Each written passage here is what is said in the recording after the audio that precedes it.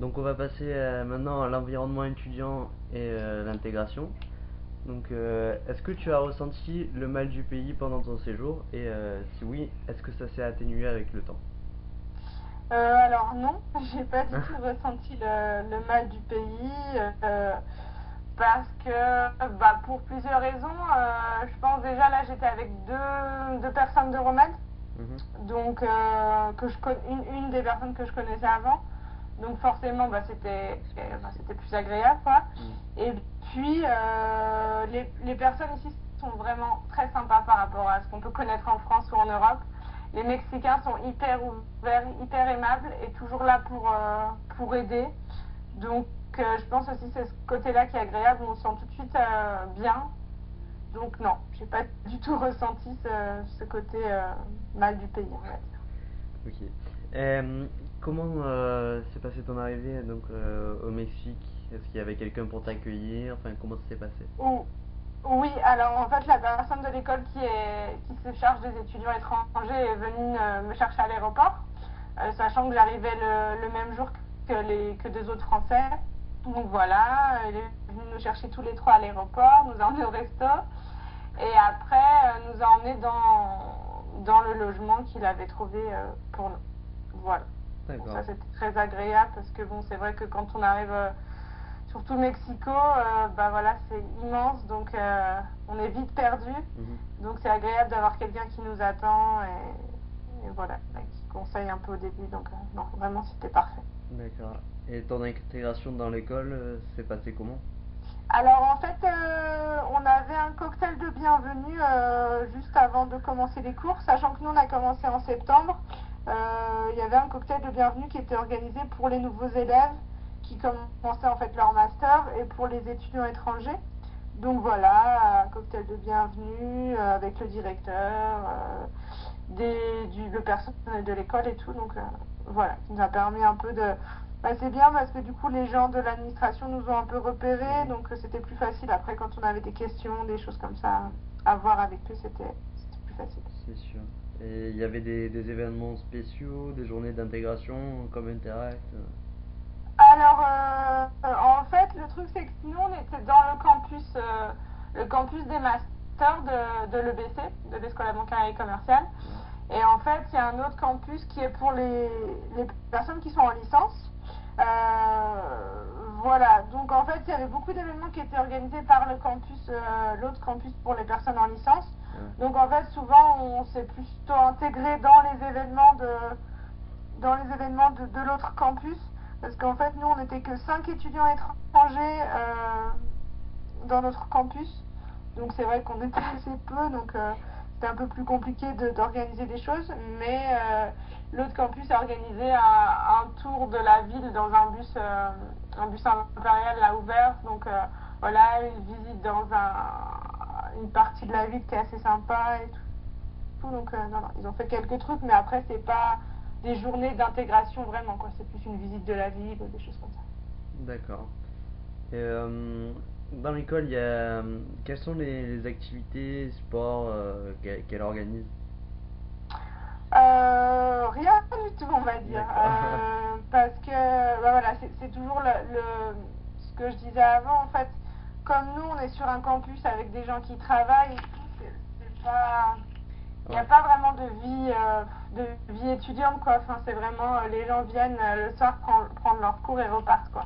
D'accord. Donc, en fait, en termes de vie étudiante, c'est surtout sur l'autre campus qui Ouais. est à 5 minutes à pied, hein. C'est vraiment tout à Ah, côté. ça. Donc, voilà, eux organisent plus de choses, des cours de salsa, des choses comme ça. Mais vraiment, activité sportive telle quelle, pas vraiment, quoi. Alors D'accord. vraiment, après, moi, je me suis pas forcément intéressée à ça parce que voilà, on s'est inscrit dans un club de sport, tout ça. Donc voilà, après, peut-être qu'il y a des choses qui sont organisées, mais en dehors des cours de salsa, des choses comme ça, j'ai pas forcément entendu parler d'autres choses. Ok.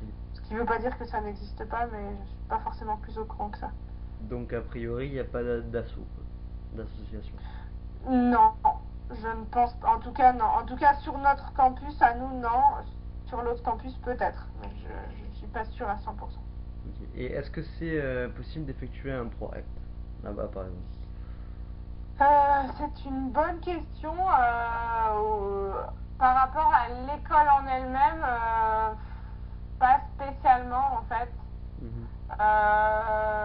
puisqu'il n'y a pas vraiment d'assos dans l'école. Après, je pense que c'est assez facile de s'intégrer ici, de trouver un projet, soit un projet humanitaire, soit un petit stage ou quelque chose comme ça. Enfin, un stage, je veux dire, un projet qui pourrait permettre de valider un projet. Je pense que c'est faisable, sachant qu'ici, pas mal d'élèves qui sont en licence travaillent à côté, en fait, dans une entreprise, travaillent par exemple tous les matins ou tous les après-midi ou voilà, un peu en alternance. Donc après, je pense que suivant quel proact on peut réaliser, c'est faisable.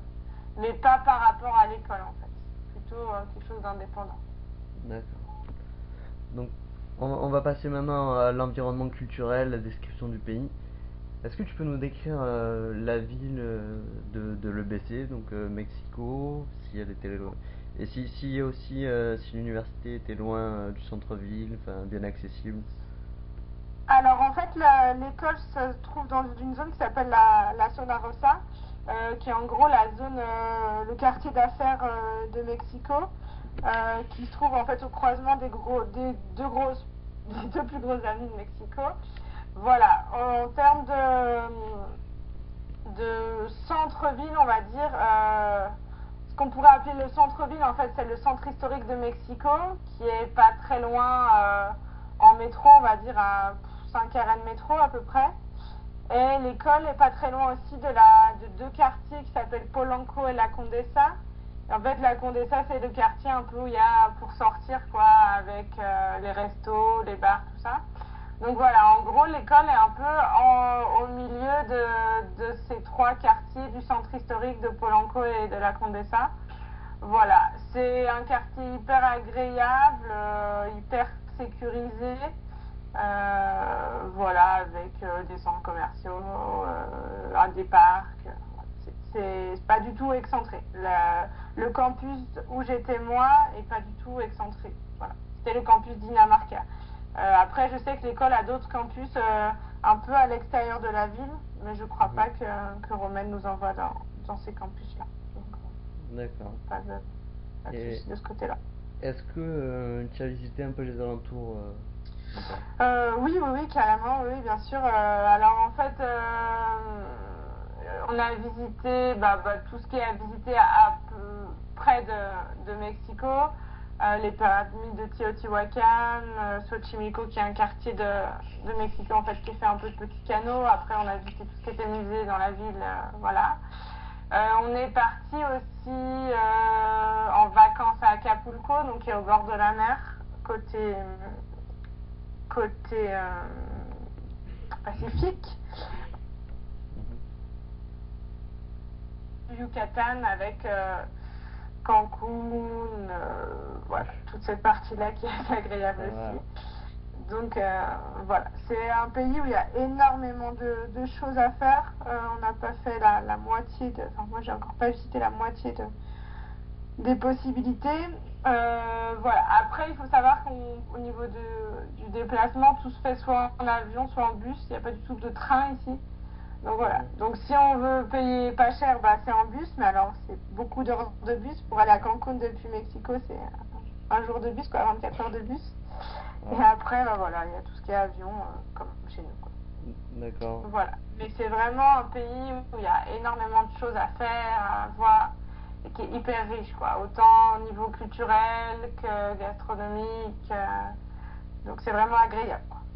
Donc la ville donc elle est bien desservie niveau bus en tout cas. Alors en fait, Mexico, il y a plusieurs moyens de transport. Il y a le métro, Ouais. voilà, avec pas mal de lignes. Il y a le métrobus, en fait, qui est un bus articulé qui est hyper rapide, qui se déplace dans Mexico vraiment, vraiment rapidement.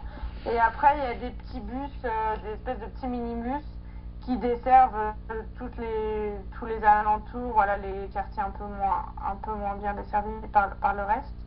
Voilà, sachant que ces petits bus-là, c'est un peu plus compliqué de les prendre parce qu'ils se déplacent un peu comme ils veulent, ils n'ont pas trop d'arrivée et de départ, c'est un peu en fonction des embouteillages et tout, donc pour des étrangers c'est un peu plus dur de prendre ça, mais après tout ce qui est le métrobus et le métro, voilà, c'est très facile.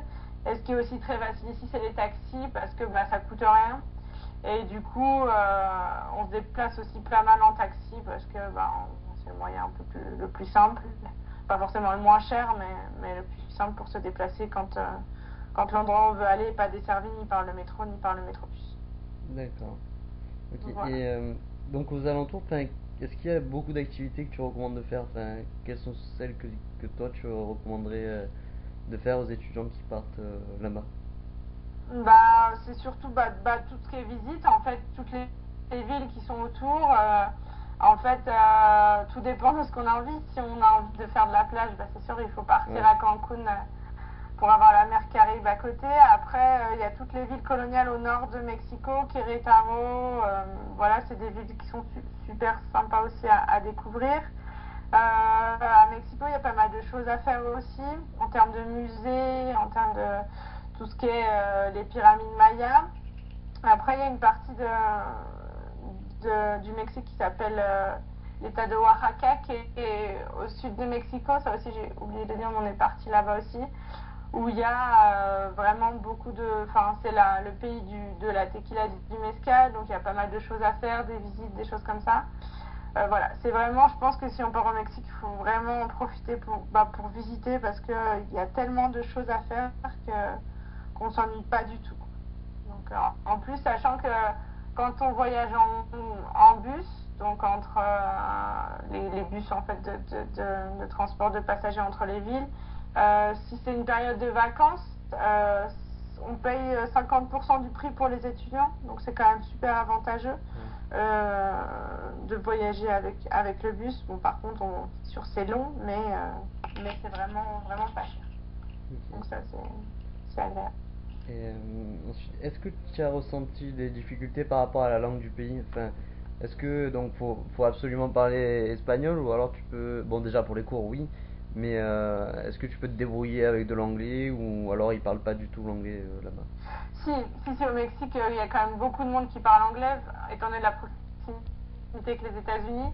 Après, bon, le petit commerçant du coin, non, parlera pas forcément anglais, donc il faut quand même avoir un minimum de base. Et de toute façon, les cours sont en espagnol, donc à un moment donné, il faut quand même parler espagnol. Mais après, on n'a pas besoin d'un niveau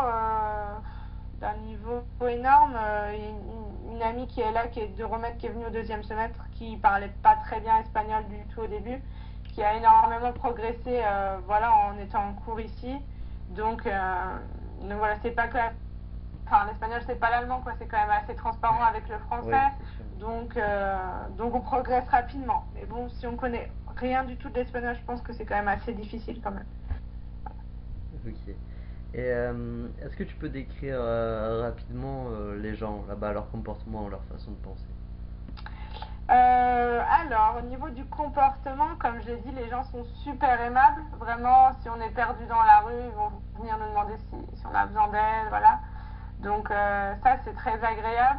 Au niveau de la façon de penser, il faut savoir que les Mexicains ne vont jamais nous dire non. Mhm. Donc c'est quelque chose qu'il faut avoir en tête. Il faut s'habituer à ça parce que c'est un peu déroutant au départ. Voilà, et aussi il y a une petite tendance aussi à arranger la réalité, on va dire, à pas toujours dire la vérité ou à, comment dire, je sais pas comment dire ça, mais pas mentir, mais c'est un peu quand même aussi. Donc voilà. Et aussi sur la gestion du temps qui est complètement différente de la France, où le fait d'arriver avec 2 heures de retard en cours pose pas forcément de problème sur un cours de 3 heures. Donc voilà, c'est quand même très différent de la France. Après, bon, c'est une façon de faire aussi qui n'est pas forcément moins bien que nous, hein, mais ça change pas mal. Donc voilà, c'est surtout ces trois choses-là en termes de gestion du temps. Et quand un Mexicain vous dit qu'il arrive à Horita, il peut arriver le lendemain, quoi. Donc bon, c'est à savoir quand même au départ. Mais par contre, les gens sont super ouverts d'esprit, vraiment chaleureux. Donc ça, c'est très agréable. Ok.